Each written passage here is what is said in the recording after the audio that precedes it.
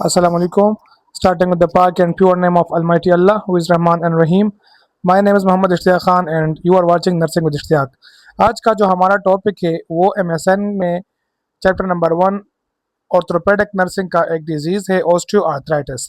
Osteoarthritis हमारे पास क्या है? Osteoarthritis is a non inflammatory joint disease characterised by degenerative changes in the articular cartilage. Osteoarthritis हमारे पास एक ऐसा डिजीज़ है जबकि आर्टिकुलर कार्टिलेज में हमारे पास डीजेनरेटिव चेंजेस आ जाए तो उसको हम बोलते हैं ऑस्टियोआर्थराइटिस, और ये एक नॉन इन्फ्लेमेटरी डिजीज़ है, इसमें इन्फ्लेमेशन नहीं होती। दोबारा सुन ले, एक ऐसा नॉन इन्फ्लेमेटरी कंडीशन जो हमारे पास आर्टिकुलर कार्टिलेज में डीजेनरेटिव चेंजेस आने की वजह से ज़ाहिर होता है, उसको हम बोलते हैं ऑस्टियोआर्थराइटिस।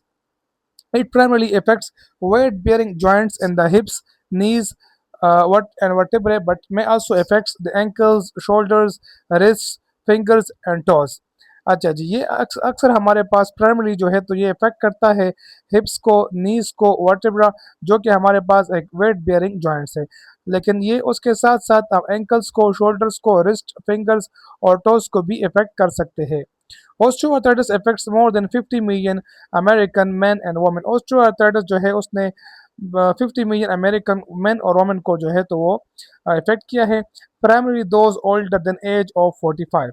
अच्छा जी, ये हमारे पास एज क्लास जो है ये 45 से अबव जो एज क्लास होती है, एज ग्रुप होती है, उसको ज़्यादातर इफेक्ट करता है क्योंकि उसके जो जॉइंट्स है वो कमज़ोर हो चुके होते हैं, तो इसलिए इसको इफेक्ट करते हैं। Osteoarthritis has been associated with aging, obesity and wear and tear of the joints. Osteoarthritis जो हमारे पास है ये एसोसिएट जो है ये करता है एजिंग के साथ, ओबेसिटी के साथ और वेयर और टियर ऑन द जॉइंट्स के साथ। अच्छा जी, यहाँ मैंने ऊपर डिजेनरेटिव चेंजेस को डिस्कस नहीं किया। डिजेनरेटिव चेंजेस को मतलब यह है कि उसमें वेयरिंग एंड टेयरिंग आती है, मतलब टूट-फूट होती है कार्टिलेज में, सही है। नीचे लिखा है कि ये एजिंग के साथ, एजिंग मैंने बता दिया कि 45 ईयर्स ऑफ अबव। ओबेसिटी के साथ ये क्यों जो है तो इफ़ेक्ट होता है, वो इस वजह से कि जब जॉइंट्स जो है वो कमज़ोर हो चुके होते हैं और उन पर जो है तो वेट मतलब जो एक इंसान का वेट ज़्यादा होता है तो उनके जॉइंट्स पर वेट ज़्यादा पड़ता है, जिसकी वजह से ये ओबेसिटी जो है तो ये ऑस्टियोआर्थराइटिस का एक कॉज़ हो सकता है। However, a defective gene may account for many cases of idiopathic arthritis. अच्छा जी, इसके अलावा जो है तो अगर कोई डिफेक्टिव जीन बॉडी में मौजूद हो तो वो भी आइडियोपैथिक आर्थराइटिस का कॉज, आइडियोपैथिक ऑस्टियोआर्थराइटिस का हमारे पास कॉज बन सकता है। इसके अलावा जो कॉज यहाँ पर लिखा है, ऑस्टियोआर्थराइटिस में भी आइडियोपैथिक। ऑस्टियोआर्थराइटिस के हमारे पास जो है तो दो टाइप्स यहाँ पर लिखे गए हैं कि आइडियोपैथिक और सेकेंडरी। ऑस्टियोआर्थराइटिस हमारे पास आइडियोपैथिक भी हो सकता है, उसका कोई ख़ास रीज़न, कोई ख़ास प्रीवियस इंजरी मौजूद नहीं होती, अननोन कॉज़ होती है। और सेकेंडरी, और ये हमारे पास सेकेंडरी भी हो सकती है resulting from an other injury और डिजीज़, जो कि किसी और डिजीज़ या इंजरी की वजह से हमारे पास ज़ाहिर होती है, उसको हम बोलते हैं secondary osteoarthritis. Both types of osteoarthritis begin with the breakdown of the hyaline cartilage, covering the ends of the bones on either side of the joints. अच्छा जी, हमारे पास जो हाइलिन कार्टिलेज जो हमारे बोन्स के आइदर साइड, दोनों side को जो है तो वो कवर करती है, उसमें जब हमारे पास वेयरिंग एंड टियर ब्रेकडाउन आ जाए तो उसको हम बोलते हैं ऑस्टियोआर्थराइटिस, और ये जो है तो दोनों टाइप्स में हाइलिन कार्टिलेज इफेक्ट होता है।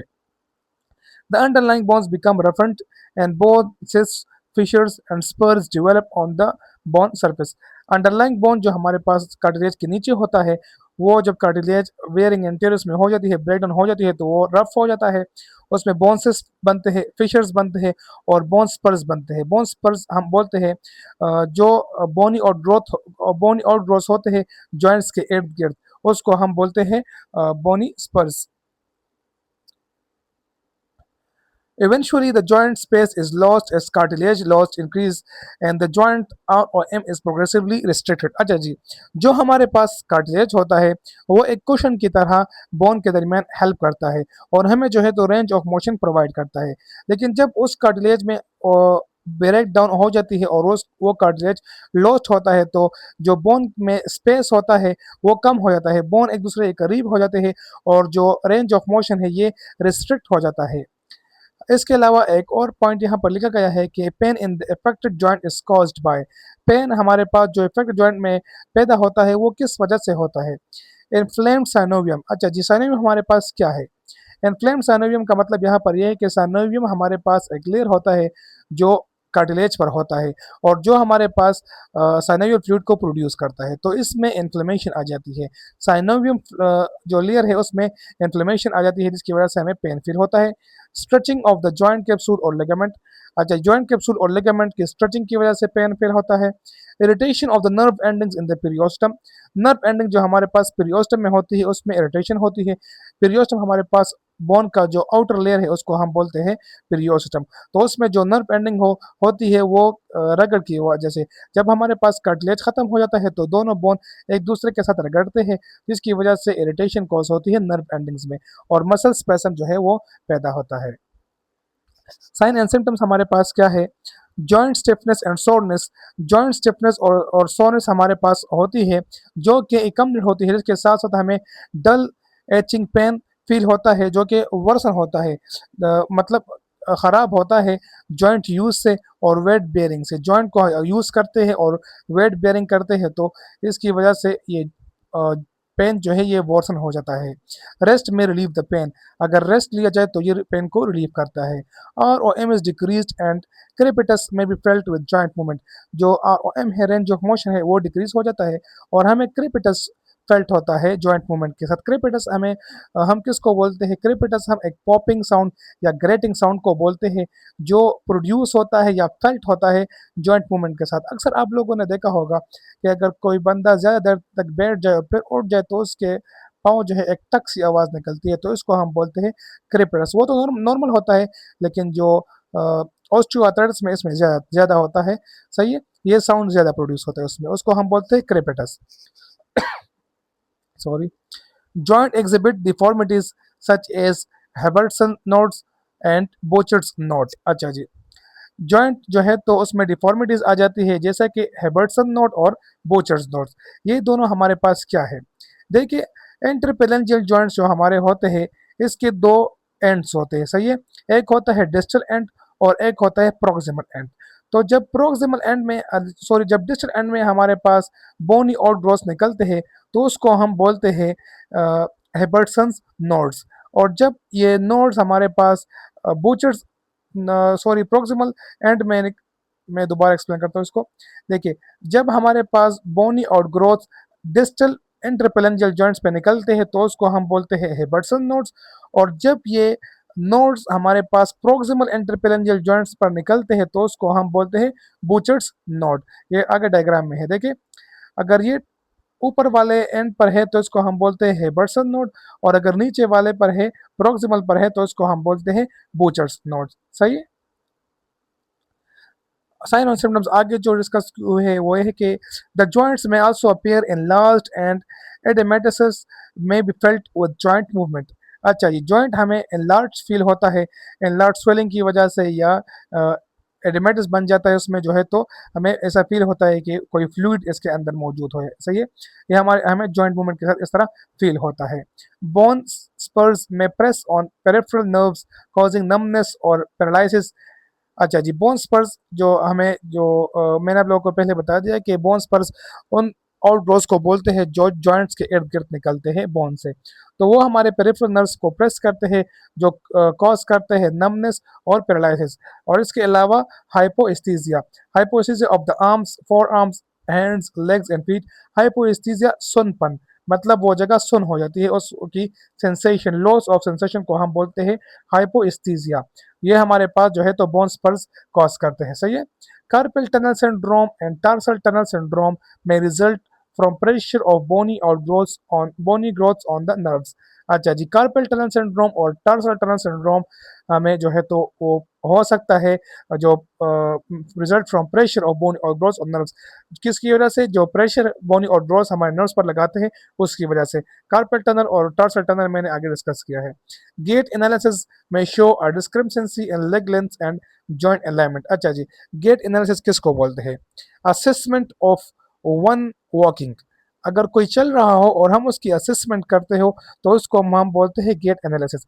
इसमें हमें पता चलता है कि इसका कौन सा पैर शॉर्ट है, कौन सा जो है तो वो लेंथी है, जो इसके लेंथ है उसकी सॉरी जो इसके लेग्स है उस दोनों की लेंथ बराबर है, या उसमें कोई डिफॉर्मिटी है, एक कम और एक बड़ा है, इसको हम बोलते हैं गेट एनालिसिस। पेशेंट हिस्ट्री, इसके पहले मैं आप लोग को ये डिस्कस कर देता हूँ, ये कार्पल और टनल। अच्छा जी, कार्पल टनल सिंड्रोम और टर्सल टनल सिंड्रोम किसको बोलते हैं? Carpel tunnel syndrome compression of the median nerve in the wrist, carpal tunnel. अच्छा जी, जब हमारे पास कंप्रेशन होती है median nerve in the wrist, wrist में जो हमारे पास मीडियन नर्व होता है और उसकी कंप्रेशन होती है बोनी और ग्रोथ से, जो कॉज करते हैं नमनेस और टिंगलिंग हैंड में, तो उसको हम बोलते हैं कार्पल टनल सिंड्रोम। इसके बरअक्स अगर हमारे पास पोस्टीरियर टिबियल नर्व जो एंकल में मौजूद होता है उसकी कंप्रेशन होती है और वो भी पेन और नमनेस कॉज करता है फुट में, इसको हम बोलते हैं टार्सल टनल सिंड्रोम। डायग्नोसिस की तरफ आते हैं तो patient history, physical examination, x-rays, CT scans, MRI, arthro arthrocentesis, arthrogram, bone scan may be ordered, serological studies including complete blood count, erythrocyte sedimentation rate, creatinine level, mineral assays, humoral tests for immunoglobulin also may be performed। ये मैंने आगे discuss किए हैं। अच्छा जी, आर्थ्रोसेंटेसिस ये हम किसको बोलते हैं? Removal of synovial fluid from a joint for examination. जब साइनोवियल फ्लूइड किसी जॉइंट से लिया जाता है किसी एग्जामिनेशन के लिए तो उसको हम बोलते हैं arthrocentesis. Arthrogram, x-ray of a joint after injecting contrast dye to visualise joint structure. Arthrogram हम किसको बोलते हैं? जब एक जॉइंट में एक कंट्रास्ट डाई, एक कलर जो है वो इंजेक्ट किया जाता है ताकि उसके जो स्ट्रक्चर है उसको हमें अच्छे तरीके से देख सके, तो उसको हम बोलते हैं arthrogram. Bone scan, nuclear imaging test to detect bone abnormalities such as fractures, infection and tumours. Bone का स्कैन किया जाता है ताकि उसमें डिटेक्ट किया जाए बोन की एबनॉर्मेलिटीज, फ्रैक्चर्स, इन्फेक्शंस या ट्यूमर्स को। Serologic studies, blood test to identify inflammation और स्पेसिफिक डिजीज। सीरोलॉजिक स्टडीज हम बोलते हैं कि एक ब्लड टेस्ट किया जाए जिसमें हम इन्फ्लेमेशन या किसी स्पेसिफिक डिजीज के बारे में देख सकें। Complete blood count, check red blood cells, white blood cells and platelets. इसमें हम ये जो है तो बेसिकली इन्फ्लेमेशन के लिए होता है। कंप्लीट ब्लड काउंट में हम जो है तो red blood cells, white blood sales, platelets, जो हमारा ब्लड का कंप्लीट प्रोफाइल होता है हम उसको देखते हैं, लेकिन यहाँ पर जो है तो मेनली व्हाइट ब्लड सेल्स को फिर देखा जाएगा, इसके साथ साथ रेड ब्लड सेल्स ये भी देखे जाएंगे। सही है। एरिथ्रोसाइट सेडिमेंटेशन रेट, ESR, हम किस लिए करते हैं? मेजर डिग्री ऑफ इन्फ्लेमेशन, ताकि हम देख सकें कि इन्फ्लेमेशन हमारे पास कौन सी डिग्री का है। Creatinine level assesses kidney function specially before certain medication और टेस्ट। अच्छा, ये क्रिएटिनिन लेवल को हम किडनी फंक्शन के लिए करते हैं कि हमारे पास जो है किडनी फंक्शन वो नॉर्मल है कि नहीं।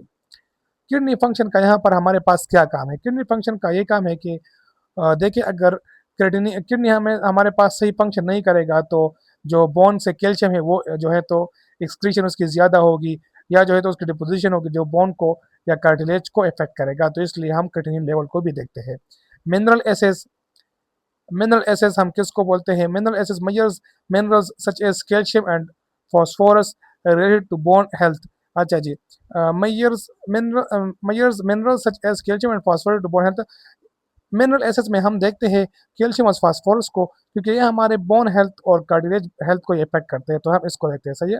Humoral test for immunoglobulins detect abnormal antibodies and help diagnose autoimmune disorders like rheumatoid arthritis. अच्छा जी, इसमें हम देखते हैं एबनॉर्मल एंटीबॉडीज को जो हमारी हेल्प करती है ऑटो इम्यून डिसऑर्डर्स को डिटेक्ट करने के लिए।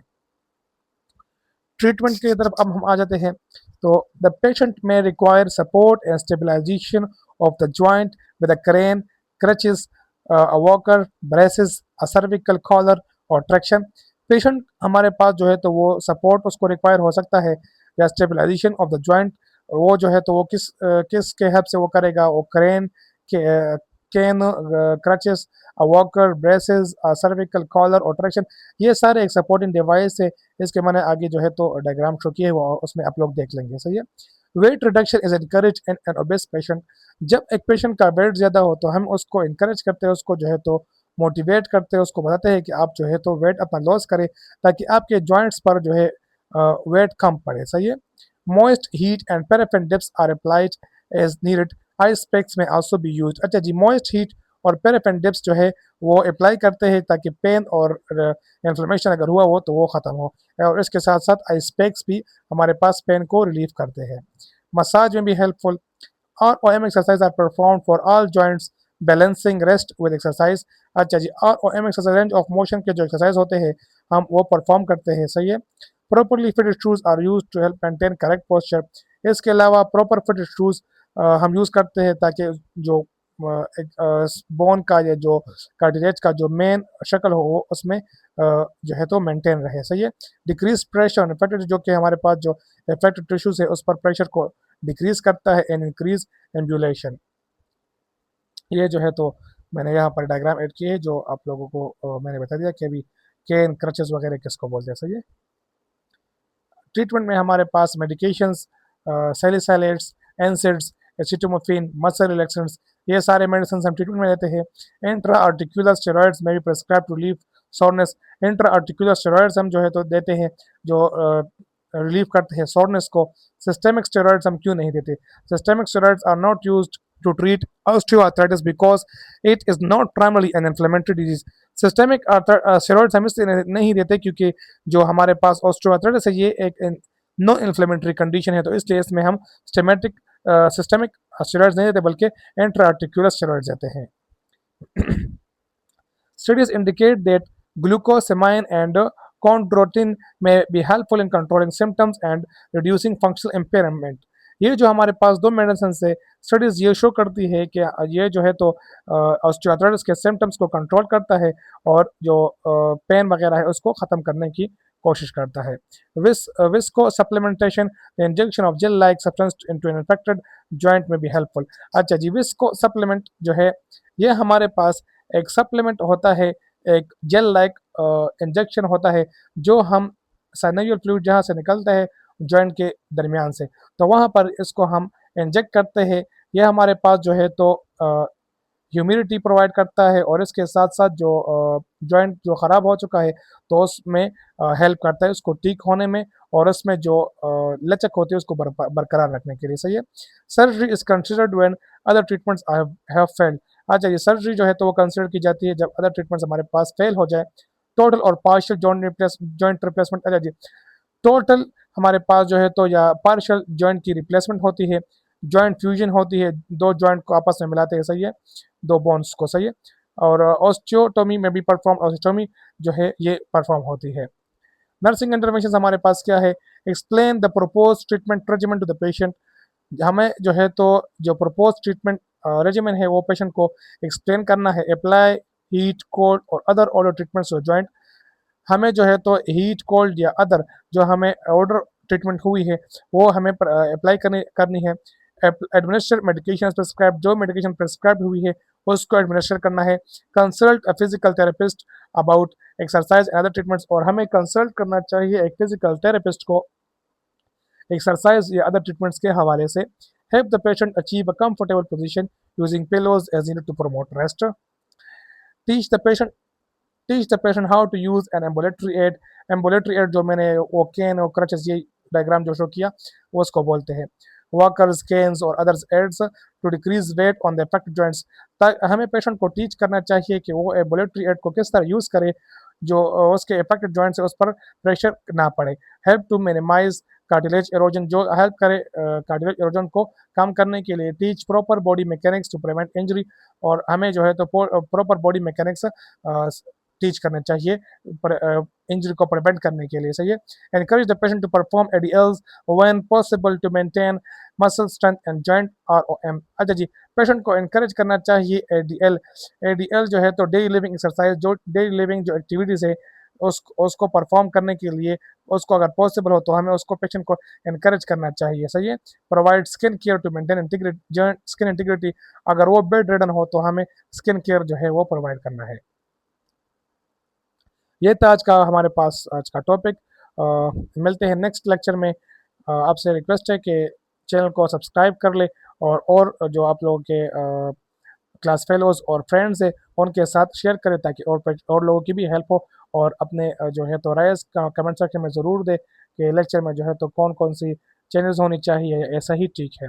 अल्लाह हाफिज़।